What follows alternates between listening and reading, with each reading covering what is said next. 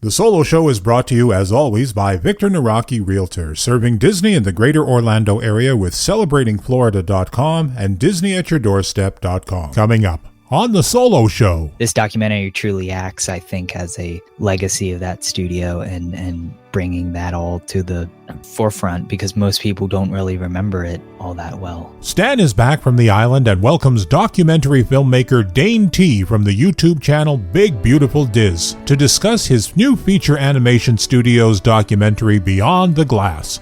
That's coming up right now on The Solo Show. I'm Realtor Victor Naraki, and I specialize in living near Disney World.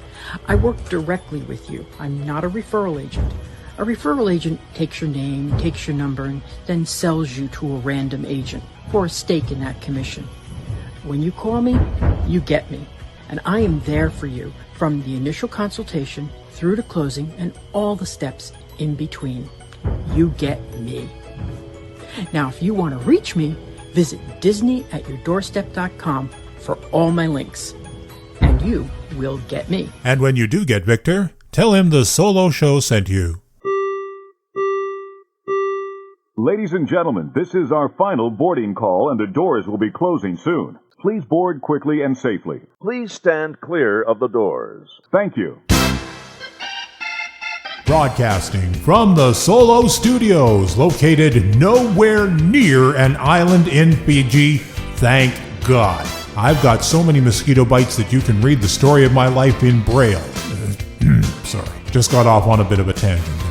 Here in Winnipeg, Manitoba, in the center of North America, on this little planet we call Earth, this is The Solo Show. On this adventure, Stan welcomes documentary filmmaker Dane T to discuss his new feature animation studios documentary, Beyond the Glass, currently running on his YouTube channel, Big Beautiful Diz. Check out the link to the movie in the description. And now, please welcome your host, a man who has had a craving for matzo sticks from Applebee's for several weeks now. Here's Stan Solo. Hello and welcome to another edition of The Solo Show. I am Stan Solo as always, and today we have a very interesting show. We're going to talk a little bit about a corner of the old MGM studios that a lot of people don't even remember. And I got a special guest here. He just did a documentary on just that little corner. Dane, welcome to the show. Can you tell us a little bit about what we're talking about today? Hey, absolutely. Thanks for having me. Yeah, we're talking about the magic of Disney animation and the Walt Disney Feature Animation Florida studio, because that's what my documentary is about. It just came out a couple of days ago. Yeah, and I watched it, and I got to say, I was very impressed. I think if you're a Disney fan, you got to watch this documentary because it's really well done. Thank you. Let's hear a little bit about yourself. Do you have a YouTube channel, or you call it a podcast? YouTube channel, and it's what is it? Big Beautiful Diz, right? Yes. Yep. And it's not spelled with a Z like some people do. It's DIS. No, DIS. Yep. Yeah. So what all do you do there at the Big Beautiful Diz? Oh, I do a lot. Do everything. It started. It's funny because it started like I would copy a lot of stuff. Like if you go back to like the really like original videos, like 5 years ago when I first started it, it's like an exact copy of like a TPM vids video. So it's like it's funny to think about it back then versus like now. Yeah. But now I always say that it's a celebration of the memories and legacy, I guess, of certain attractions or shows or whatever it might be from the Orlando or California theme parks. And with this documentary, that's why I say legacy of the thing, because this documentary truly acts, I think, as a legacy of that studio and bringing that all to the forefront because most people don't really remember it all that well. Yeah. And I think this really acts as a time capsule, if you want to call it that, or something like that. Yeah, like when I first started going to Walt Disney World, it didn't exist. The animation studio was there where you could draw Mhm. the picture. I think it might have been the last year that it was there. But Mm. I asked people about it because this was like animators actually drawing for Disney feature length movies and Yes. commercials and park Yep. videos The and stuff like that. original. But they were The actually drawing original. animation, and it was like a walkthrough attraction, and you can Yep. look down at these people that are basically in a fishbowl and see them making a movie Yeah. one frame at a time, one Yeah. drawing at a time. Yeah. So, I don't know if you talk. So I also want to find whereabouts are you from? You don't give me an address, like which state or. Yeah, sure. I'm actually from Pennsylvania. Oh, cool. So a little far away from Florida, but I do get down there every once in a while for vacation. Even though a vacation, quote unquote, because vacations to Disney World don't really feel like vacations anymore because of all the planning that has to go into it. If you know what I mean. Yeah, Um, yeah, but yeah, so I'm not really anywhere close to Orlando or anything. yeah. So when you go there, you're taking videos and stuff Mhm. like that. And the other thing too is I find with your YouTube channel, it seems like you like to try to find things that people aren't overly familiar with, is what you kind of like to Yes. talk about. Yes, yeah. I like to do the stuff that people either haven't talked about or haven't really thought about. Yeah, Like you can do an attraction like Horizons, let's say. It's been covered 1,000 times yeah. over. And it's a great attraction, but it's been covered a lot on Hmm. YouTube. So I feel like it would be more interesting to do a video on the animation building, let's Yeah, say, just because we're talking about it, as opposed to something that has been covered already. It also helps with the view count too, because it gets exposure for your channel because you're covering something that no one else has really done before. It gets a lot of exposure that way. And also people then have a new appreciation for it and find it fascinating because I did a video about a video actually. It was an old viral video from like 2008 or something called Character Fight, and it was Phil and Frollo and they were fighting, and it was like the official costume characters, okay. and it takes place in the streets of America. It's a wild video. But Like, was I did this like a planned fight, or they were just the guys were mad at each other? no, it was planned. It's like Oh, it's a okay, stage thing. okay. But yeah, it was like recorded like before the park opened, and it was recorded by cast members. Or Hmm. it's a crazy backstory. But I did like the whole backstory on that, and that was pretty cool because that was something new, and that got not only did it get a lot of views, it was very interesting. So that's the angle that I take with my channel. Yeah. Very cool. Yeah, very cool. I like that type of stuff. Like I like hearing about like Barbie used to have a stage show at Epcot Yeah. Yeah. type of thing, like those type of things. So how long did you work on this documentary? This took me quite a while, because it went through so many phases. Mhm. It originally started as it was supposed to be a regular video. It was just a regular video idea that I had because of the book that came out, and I was like, this would be a cool topic. So I just jotted it down in my ideas that I have. I have a notebook full of video ideas. Yeah. And a couple months later, I was like, let's look some of this up, and there's like nothing available. No, there Um, isn't. yeah, I, yeah, I there was was trying to not. find some stuff about it, and There's there's not a lot. very little. Yeah, very little information about it. So I had to do some real digging, and that research process took a long time. And throughout the research process, I was like, this can be more than just a regular video, because like I feel like my regular videos are from anywhere from like 15 to 20 minutes long, something like that, Mhm. because I really want to get in deep to the project. And I was like, I could probably make like a 30-40 minute mini documentary about this maybe. And then it grew a lot, and eventually it was like maybe an hour 15, maybe an hour 30, and then eventually it was an hour 40. Yeah. So I worked on it for a year. But there was a lot of different processes within that year, because there was a research originally, then there Mhm. was story planning, and then there was interviews, of course, and then post-production and everything like that. So yeah, it took me a year to work on it, and it was not just me. It was a couple other people helping me with the research and the finding the footage and the story outline and everything like that. Yeah, long process, but well worth it, I think, because I think it turned out really good. Well, like you talk about the interviews, and I talked to you before you actually put this out before I saw it. Mhm. And when you said you had interviews, I thought you were going to be doing like a Zoom meeting with yourself and the Yeah. cast member that was the artist. But no, you did it very well. You edited it, so you're not even in it. It's just No, them telling their story. the only time you ever hear me in the actual thing is before the film starts, because when you see a Big Beautiful Diz production, that logo come on the screen, and you hear that's me saying 3, 2, 1 action, and then hitting the Yeah, clapboard. That's the only time that you hear me throughout. yeah. And that was a goal. That was a goal throughout making this, is that I didn't want to put myself in it, because I didn't want to make it about me. I wanted to make it about them. And it's funny because seeing people talk about this, they a lot of people think that this is made by the animators, like this was an animators project, which it's not, because Mhm. I'm not an animator. And a lot of people think that I'm either working for like Disney or something, and I'm not.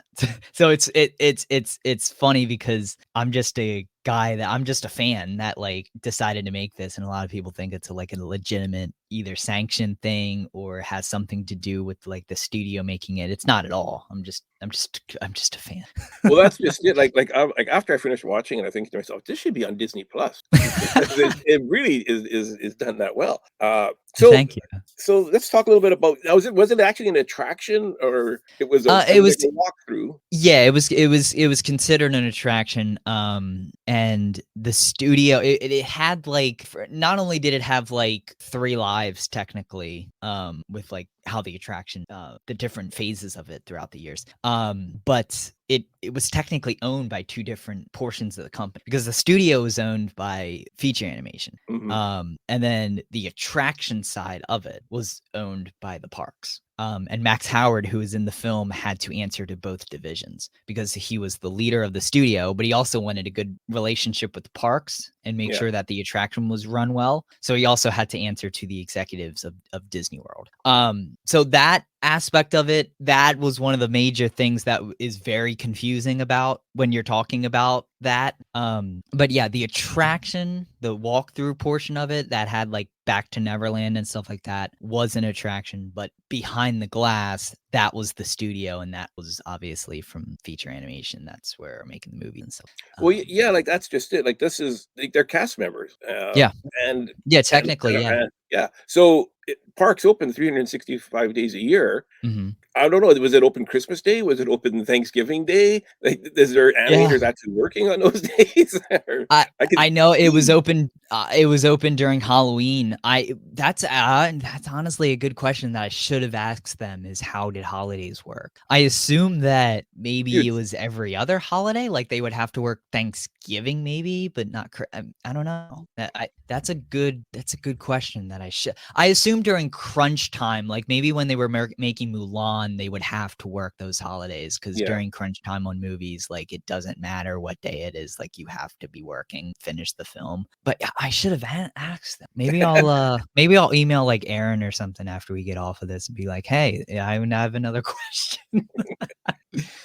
So some of the videos, like, you have some of these videos that you show also in the attract in your documentary. Mm.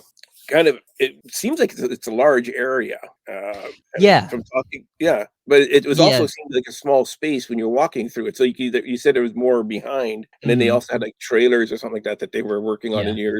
at the beginning. Yeah. Yeah, the original tour building that is now used for Launch Bay. That's a pretty small space. Yeah. That was where they had like 40 to 70 animators in the original, and then when they started to expand more, they had the trailer park and stuff like that in the parking lot where Rock and Roller Coaster is now. And then eventually they moved to the massive building, and that building's huge. That's 4-story massive building. Mhm. But yeah, that building, the expansion is pretty big, but the because of it having a corridor and stuff like the tour corridor and stuff like that, the tour building is kind of smaller. But yeah, I think that's what made the studio really cool, is that it wasn't that big originally, because it led to them being so close, and led to, when you have such closeness like that, Yeah. and you're making these great films, that's what leads to the great films. Because like Burbank is really cool, but it's such a massive building that there's not a closeness like that, and there's not that dynamic, I don't think, at least over there, as opposed to the Florida studio.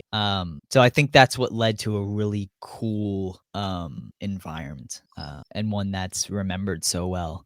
Well, that's just it. Like when you were the artists were talking, almost all of them said that it was family. That this was their family, and it had like a very much closeness environment to it. Yeah. And I guess they played a lot of jokes on each other and had fun. And like you said that they were open, they were working Halloween. Yeah. One of the things they did was they all dressed up in their Halloween costumes And did the they were Halloween supposed to be parade. these Yeah. artists. A lot relaxed there, I think, than Disney is now. Yeah, there wasn't a lot of rules, and they were willing to take chances of stuff happening in front of the guests, because they wanted to show what an animation, like rubber band fights and stuff like that. Yeah. That kind of stuff that they just allowed to happen. And that was largely because of Max Howard. He was very instrumental in keeping that aspect of the studio a thing, and not putting on a show for the guests, which I think was really cool, because it led to a great attraction. Because not only did the animators like working there and they felt so close, the guests loved the attraction as well. I think that's what made it so successful, is that it was a actual studio. Yeah. You know? Yeah. The thing was with I can't picture, so like they're working on, they're drawing Mulan, and the guests could see them drawing Mulan. Yeah. Like these are they haven't been released yet to the public. Like, was that not a problem? Yeah. Yeah. I mean, could you imagine nowadays? Like every day there'd be a new picture of Mulan on every single blogger's Absolutely. Facebook page that they took there. Oh Like, yeah. Yeah, well, there was a strict rule of no cameras in the tour quarters. You could take video of, that's why there's so many videos of like Back to Neverland, but there's barely any pictures and video of the guest perspective of the tour corridor. Because the only video that I was able to find of the actual tour corridor was from the Lake Buena Vista Historical Society that Retro WDW posted. And that was ink and paint. That was an ink and paint video. There is like this video of, one part of it is from like the Making of MGM Studios documentary from like years ago, and then there's another one where it's like an instruction manual video basically for tour guides, that was made to like explain to the guides what was happening so that they could explain it to the guests, and I was able to use that in there. So a lot of that kind of stuff that you see of the corridor in the actual documentary is not fan film, because there was a strict rule where you were not allowed to take any pictures or video. But yeah, I think the way that they controlled that, and that was policed heavily. Like if you are done with a drawing, do not have it on your desk, because unless you need a reference photo or something, do not have anything on your desk that you don't need, unless it's like a knick-knack or anything like that. They didn't care about that kind of stuff. Yeah. Because of the guests seeing it, because they didn't want anything leaked. But the people that were in front of the glass, they were people who were not doing rough drawings. So they were like cleanup artists and stuff like that, who were finalizing film basically before the editing process and stuff like that, before the post-production aspect. So that's almost worse, because now they're actually doing the fine art drawing of exactly. Mulan. Exactly. Yeah.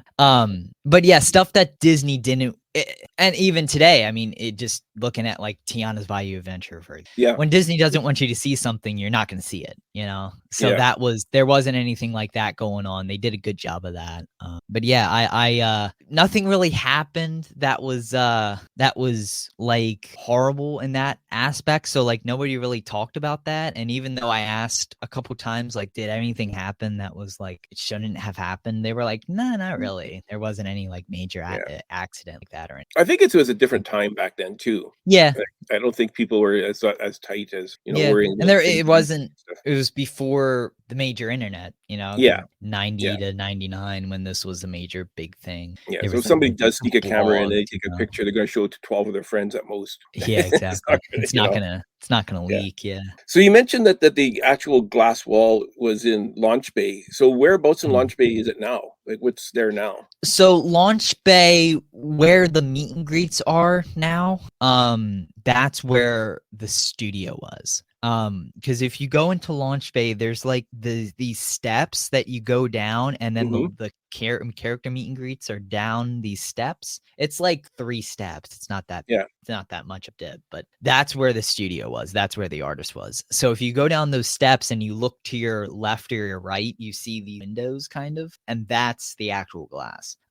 Because when Magic of Disney Animation was converted to the meet and greet thing, and they had the Animation Academy and the Mushu show after the studio closed, they knocked down some of that glass so that people could get down there to meet. Like Sorcerer Mickey had his meet and greet down there, and you had like the Lumiere and Cogsworth like BuzzFeed quiz basically, because it was like, what character are you, pretty much. Oh yeah.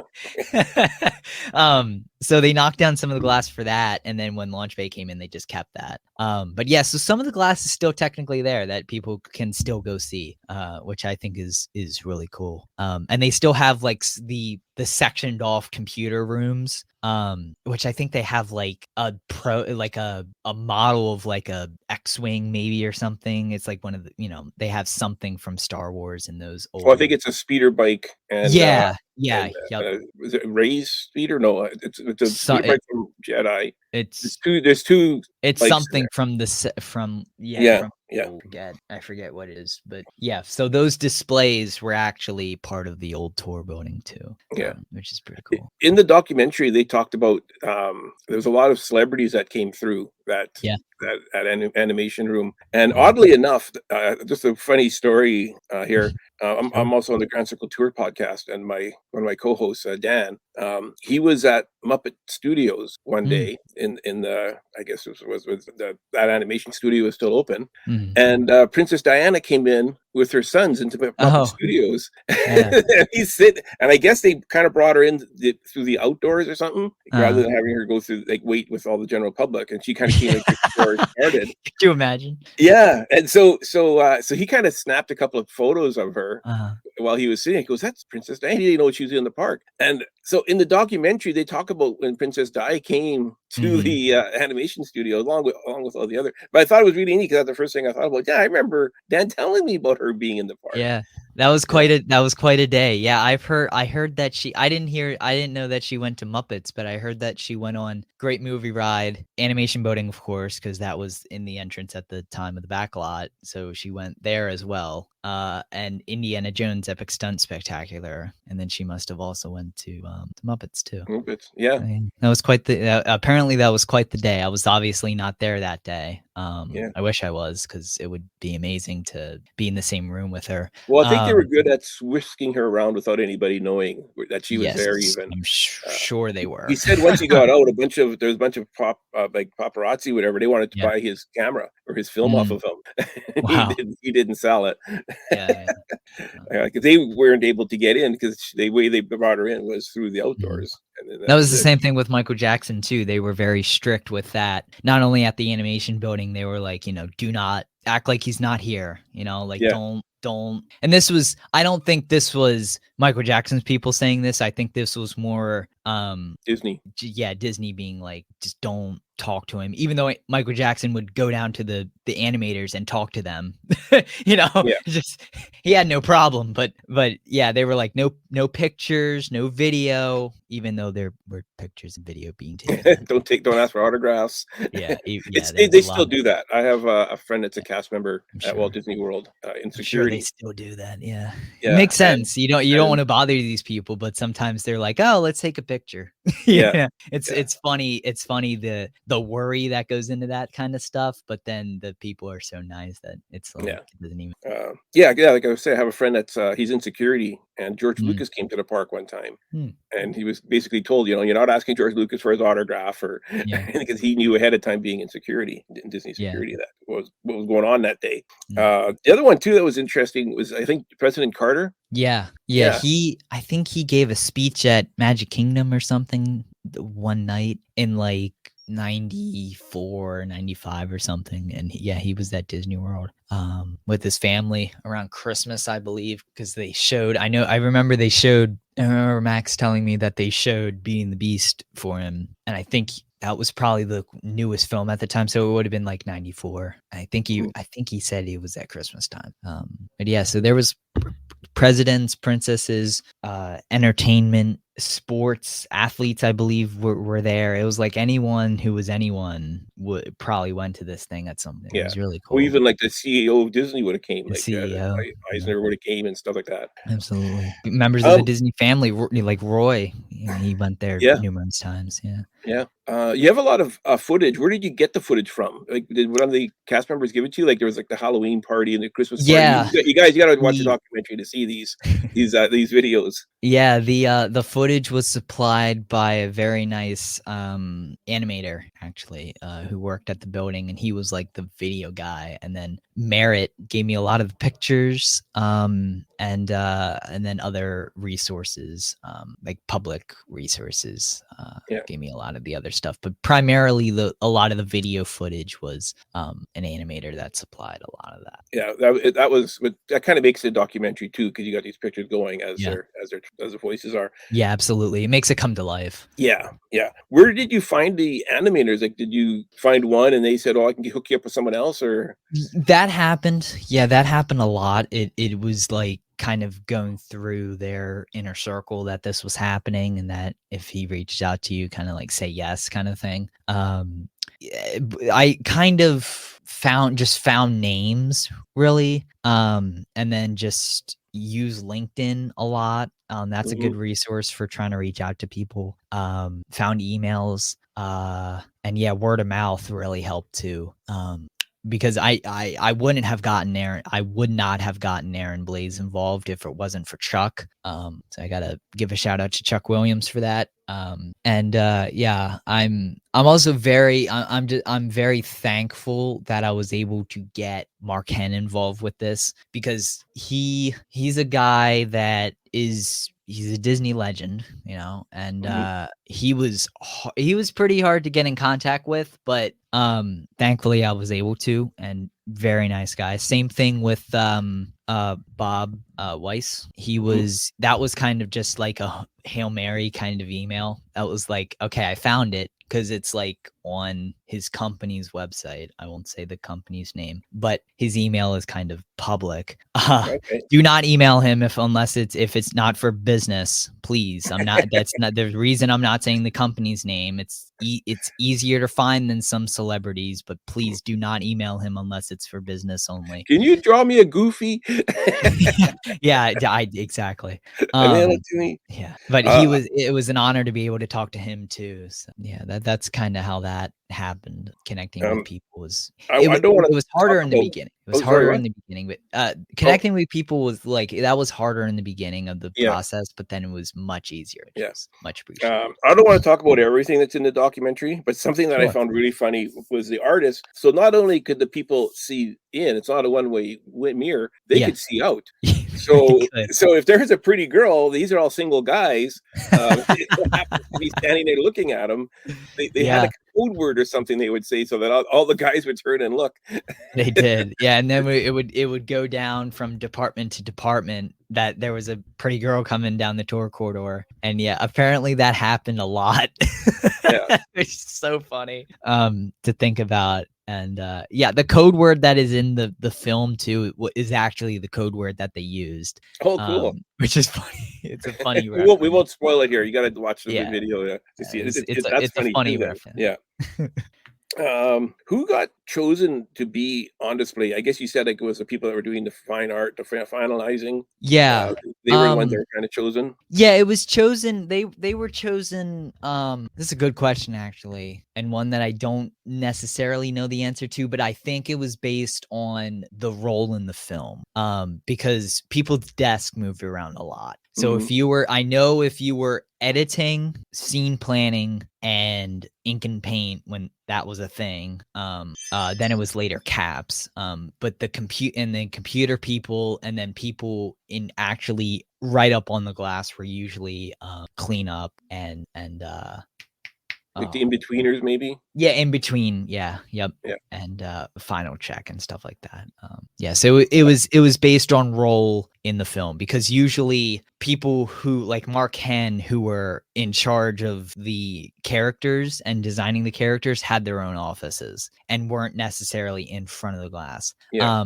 Now like Aaron Blaise, who was in charge of like Raja, he was in front of the glass, but that wasn't his office. So yeah, it depended on department, and it depended on what your role was. Did it take some getting used to, do you know, for the people that were on display? Yeah, I think it was they didn't mind it. Like it's like a zoo animal almost. Yeah. Yeah, they said it just became like background, really. Like it didn't it didn't really bother them all that much after a while. And especially for, I'm sure, working there for like 15 years, you know, not an issue for them a lot of the time. Like you take at Animal Kingdom in the early mornings, they usually do they look at animals, and that's behind glass, and guests can go and watch it. Yeah. I went there one time, and I think they had was it a lion or a tiger or something like that? They're working on a tooth or something. Yeah, like it's kind of cool to see them working on it. But it's very much like a fishbowl situation. Yeah. I'm sure it was really cool for them too when you got like the little kid, you know, who's like is really mesmerized, and the people who are dreaming of becoming like a Disney animator. And you keep. Sometimes I'm sure you would see the same people coming by all the time, so I'm sure it was cool for them to. I know it would be cool for me to see that kind of stuff. Yeah. Yeah. Let's talk a little bit about some of the movies and the animation that was made there. Sure. One of them was Beauty and the Beast. Yeah. I don't think it was completely made, but part of it was. Yeah, part of it. All of Kill the Beast. That sequence. They got a lot of sequences for Beauty and the Beast, and Belle and Gaston and Beast were primarily animated there. Not all of, but primarily, because you got Mark Henn, who was leading Belle and designing Belle and stuff like that. And Beast, Aaron Blaise was a prominent Beast animator who was there. You got a Gaston animator there. And Lumiere, Barry Temple led Lumiere out of there. And then, so because of that, you got Be Our Guest. That sequence was animated there. A lot of that. And the bandaging scene with Belle and Beast. And his that paw was gets there. What's really cool about Beauty and the Beast having been made there is not too far from there. You got the Beauty and the Beast live show. Yeah. I can guarantee you 99% of the guests watching that Beauty and the Beast live show have no clue that it was actually animated a few yards away from that theater. And you also have the Be Our Guest restaurant too, which is really cool because that scene was animated at the studio too. Yeah. Along with I don't know this for a fact, but I'm sure the ball scene was too, because that's both Belle and Beast. So I'm sure that that scene, because Aaron and Mark, who led those characters, that was, I'm sure, animated there as well. The background was all CGI, I believe. Yeah. Parts of Aladdin was done there. Yeah. That Jasmine was animated there, Raja. And they didn't really get a lot of sequences in that film. I'm trying to think. I think maybe like Prince Ali or something. I forget what sequences were animated there, because at the same time, Lion King was being made and they were making the sequences for that. So I don't think they got a lot of sequences in Aladdin. I think they got mostly just characters on that one. There's in the documentary, there's a really, really cool Easter egg that Yeah. I didn't know about. Yeah, the And end. I'm not going to spoil it here. I'm going to let people watch the video. But it's actually a Robin Williams Easter egg. Yeah. When you watch the documentary, you do it very well, because you show it kind of at the beginning a little bit, and then near the end of the documentary is where the Easter egg is shown. So something to check out when you watch the documentary for sure. Yeah, you're saying Lion King. A lot of Lion King was done there. Yeah, Lion King, a lot of that. Those were the sequences. So that was Just Can't Wait to Be King, Young Simba, Young Nala, and a lot of the hyenas and Elephant Graveyard sequences, because you had Makes a you lot wonder of what were those they doing in California? Like that's yeah. That's true.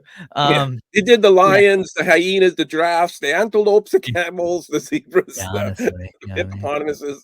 yeah. California did Timon. Yeah, Cali, they weren't doing shit in California. Yeah, I mean, honestly, that's where all the dialogue and all that kind of stuff, Yeah. But yeah, they were doing that in Florida, which is just so cool to think about, because it's those are prominent scenes in the movie. It's not like they were just making like, Gazelle #2 in Circle of Life. Like, these are actual, like, fully very iconic parts of these films that were made in this studio. It's just so cool. Lilo and Stitch, I think, was kind of Lilo almost and entirely Stitch, done the whole in thing. Florida. Yeah, the whole thing pretty much. As except well for as maybe Brother Bear. Yeah, Brother Bear. I mean, by the time Mulan, Brother Bear, and Lilo and Stitch, and John Henry, all that those kind of films. That was the A unit. That was the #1 unit for Florida. So all of those films were basically, I would say, 95% made in Florida, because they had the resources by then, because that was the expansion building. Yeah. And yeah, so Mulan is I think really cool that it was made there, because of, like, now you have Fantasmic that's feet away, like you said with Beauty and the Beast. Fantasmic, the Mulan sequence in that is really cool, because it was made there. Yeah, and like I said, most of the guests going today don't realize that at all. Absolutely. They also did a bunch of like commercials and different things for the parks. Yeah, video games, a lot of shorts. Yeah. Princess and the Frog, Prince and the Pauper, if you remember that short. They did ink and paint. They colored Little Mermaid there, because at the time the studio opened, they were just finishing that film. So they were coloring that.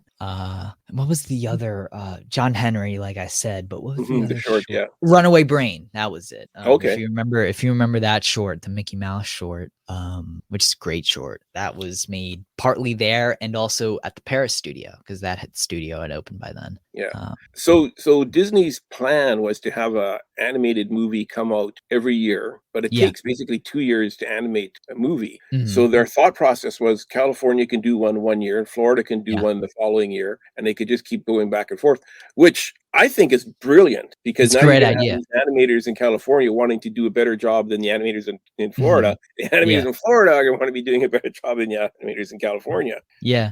And then Florida has the advantage because they also have the college student program where they can bring students in that want to be in this line of work. Yeah, they had a great internship program, I heard, and that was the reason a lot of young animators strived at that studio, because it was because of the internships. They would get the internship and then they would get the job there. And so many, I mean, like it said in the film, the director of Zootopia came from Florida, so it was a lot of young talent that they had there that would strive for the next 15 years of that studio being open. It's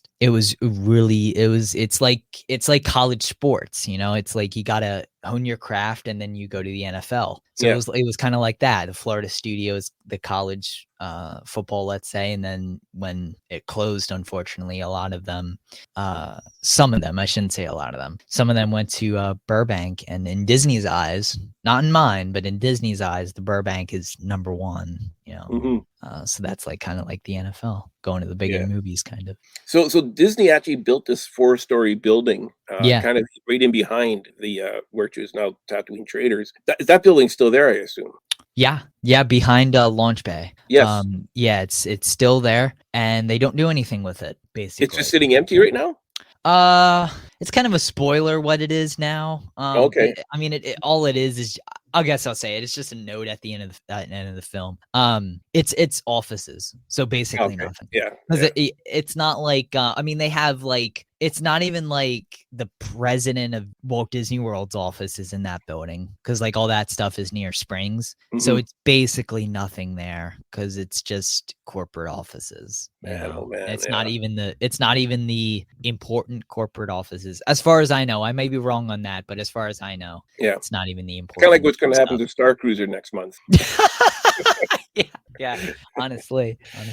Yeah. Hey, so okay, you mentioned all these kids, going through this thing and staring at these animators and all that. How often do they have to clean that window? Because I'm picturing fingerprints galore on it. Like same thing when you go to the this Living Seas. You Mhm. see all the little fingerprints at the D level or waist level. Yeah. I mean, they did. I know they did have a impressive janitorial team. And the operations manager Steve Barry is in the film, and he would have to. That was his part of his job is that aspect of it. So yeah, they did have an impressive team on for that aspect of the building. Because the Uh, glass does look clean every time you see it in the film, at least. So yeah. they were Well, doing that a good because they're job. sitting up higher. Where adults don't tend to tap on the glass as much as kids do. Yeah. Um, Yeah, so is there anything, that's still there? I guess you mentioned, like, that's where the, meet and greets are now, and Mhm. the glass left. Yeah, pretty much just some of the glass and I mean the facade of the building and the old artist entrance is still technically there, and something that's a spoiler in the film, so I won't say it now. You have to go. But Yeah. there's something that's still prominently there that we don't have access Yeah, it's to as the general backstage. public. Yeah. Yeah. I think I know what you're referring to. Yeah. But yeah, so but as for guests can see the old entrance, the artist entrance that you also can't see because it's backstage, and the facade of the building. But other than that, and the glass, of course, but Yeah. some of the glass. But other than that, it's basically all gone. There's really nothing left in that building other than those kind of things. And it's small stuff, but it's like, of course it's going to be there because it's part of the building. Yeah. So, Yeah. as much as it would be so cool if they still had like the handprints, or like the signature wall, Yeah. Yeah. stuff like that. Which I think I cut the part. Yeah, I cut the part where they talk about the signature wall. But every time a celebrity would come into the studio, they had this wall and they would have him sign it. And Okay. that signature wall is now in storage in the archives. Oh, cool. That's cool. And I believe those handprints that like Ollie Johnston and stuff like that, and the old time animators came and put their handprints in cement, and then they had the handprints instead of in front of the Chinese theater, they put them in front of the animation building. They took those handprints and put them in storage too. Mhm. So it's called Animation Courtyard, but apparently they can't have handprints still there. I guess not. So People that built the company, I guess they can't honor them like that. so when did they shut down and move all the animators out? Like around 2003, 2004, I'm guessing? Yeah, 2004. Yeah, Okay, early so then 2004, but it was like literally January 2004. So like okay. 2004. So then from 2004 to 2012, Mhm. 2012, they had it was, the guests were animators, and they did the animation drawing classes. Yeah, the there. classes, and then the Mushu show, yeah, and then the BuzzFeed personality quiz. Yeah. So Which so that wasn't actually it wasn't actually a BuzzFeed quiz. It was just like a person quiz. Oh, okay. Yeah, so that's when I kind of first went to Walt Disney World, was when you could do the animation classes, 'cause I remember Yeah. doing that. Me too. I was a kid. I love that. Yeah. I think it would be even cooler, to see the animators, obviously. But when I was a kid and went to Magic of Disney Animation and saw the Drawn to Animation show and the artists there, the drawing class. I thought that was so cool as a kid. Yeah. And then the meet and greets there too, which were, really cool. I was like, man, this is so the kid. And even now it's like, it's still a cool idea. They did the best that they could with it, given the circumstances. It by 2015, it needed an upgrade, obviously, but Launch Bay is not the upgrade that it needed. Well, and Launch Bay is hardly even there anymore because you don't have the Jawas walking around trading stuff with you, and the stuff like that was there. And you walk in there, it's pretty empty. I mean, it's a great place to get air conditioning now. I miss the Jawas a lot. I miss the Jawas during like weekends and Launch Bay, because like they don't have them because it doesn't fit in Galaxy's Edge. They don't really have them anywhere. I miss. Well, Mando came across the Jawa. Changed the ice red. That's true. Do you think, just personally, a question, because this is something that I often think about, did Disney do a disservice for themselves by getting away from making movies at Hollywood Studios or MGM Studios? I mean, like, now the park is basically, look what we bought. We got Pixar, we got Star Wars, we got Indiana Jones. Absolutely. We got Muppets. I think 100% they did a disservice getting rid of the animation aspect of it. I don't think they did them a disservice by getting into the live action movies, because they were making like The Lottery starring Bette Midler. Yeah. And what was the other one? Ernest Saves Christmas. Yeah. Fantastic films. And like the Mickey Mouse Club, but like they're not going to bring that back. So I don't think that aspect of it is missed. I think the animation is absolutely missed. I think it's a huge mistake to close the studio. And I've said this before. I don't think that if they kept the studio open, I think they would have to change it. If they didn't close it, there would have to be some sort of change, because it was going to 3D and this was a 2D studio. So they would have had to adapt in some way. And from what I've heard, a lot of the people that were working there weren't picking up 3D animation all that well. So there would have had to been some sort of change, and I don't know what that would have been. But something tells me that a lot of the people probably would have to have forced to find another job, but it would have been better than them telling them that they're closing in like a couple weeks, like they did. But yeah, I think it's a huge mistake getting rid of animation, because there's nothing that really celebrates that like Magic of Disney Animation did. Like just 100% celebrates the actual art form of animation and not just celebrates the movies, because like the attractions and stuff like that, and they obviously celebrate the IP that it's based off of, but there's nothing really that celebrates the art of animation in just in general. Like the literally the resort that is called Art of Animation doesn't even celebrate the art form, so if it were like bringing a drawing class there or bringing something back to the animation courtyard, I think that's absolutely needed. I don't think that the drawing class in Rafiki's Planet Watch is good enough. Well, that's just it. Like, it seems like such an odd thing to have. Like let's go to Animal Kingdom and learn animation. Yeah, we've got absolutely. to get trained to get there. The characters that they have you draw make sense, because they're like Miko, and they're animal characters, but the location doesn't make. So yeah, I think it's absolutely a mistake. The way that they don't make production. Right. You know what? I don't think we even gave the name of the documentary. Sorry. That's all right. It's called Beyond the Glass, the WDW Animation Building. And where? That's okay. You're probably gonna put it somewhere in the description. Oh yeah. The title. And where can people find it? We're gonna put the link in the show notes, anyways. But and on Facebook and all that. Where can people find it if they wanted to? How much is it going to cost them to watch? Well, I have good news for you. It's free. So all right. It's just free on YouTube.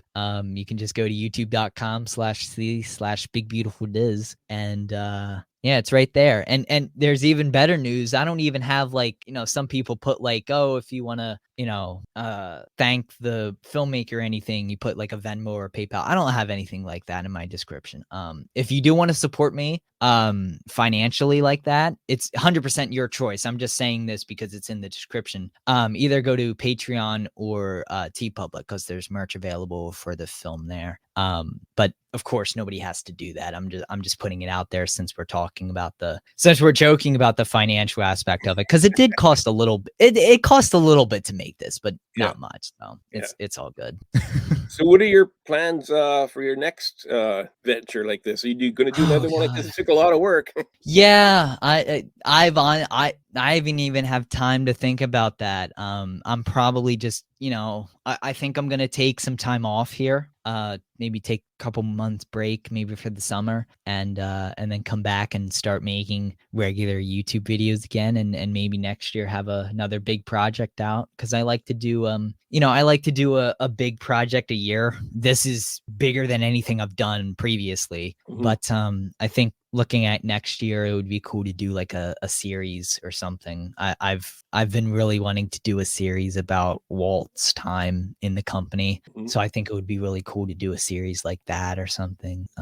Or like a Pixar. I've been thinking about doing like a Pixar series through the journey of that company, starting from 1984 with the Lucasfilm division and then ending it at like Ratatouille or Up or something like that. I think that would be really cool to do.